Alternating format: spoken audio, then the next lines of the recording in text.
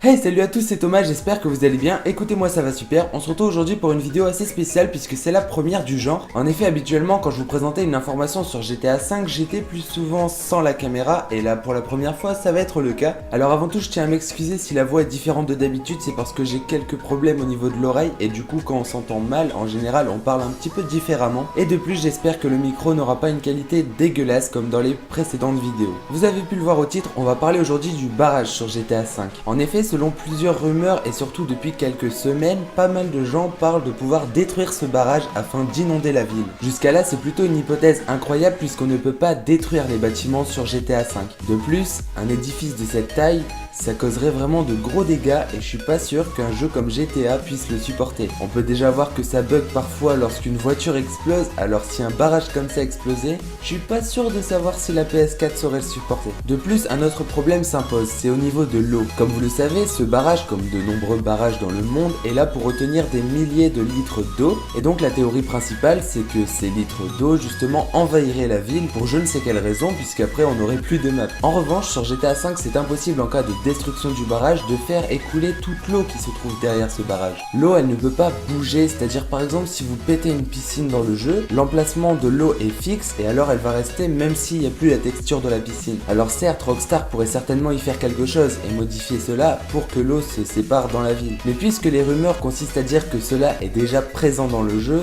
eh bien c'est tout simplement faux et en aucun cas on ne peut détruire le barrage. Des personnes se sont d'ailleurs amusées à vérifier tous les objets du jeu pour voir si justement il n'y avait pas des objets cachés comme le jetpack ou d'autres choses pouvant résoudre le mystère, et les dégâts qui seraient causés par de telles inondations auraient forcément été trouvés dans les codages ou dans les fichiers du jeu, chose qui n'a pas été faite. On peut donc retrouver des tonnes de vidéos depuis quelques semaines où des youtubeurs étrangers principalement essaient de faire exploser ce barrage à l'aide de bombes nucléaires ou de missiles, chose qui est totalement impossible et qui jusqu'à là n'a pas marché.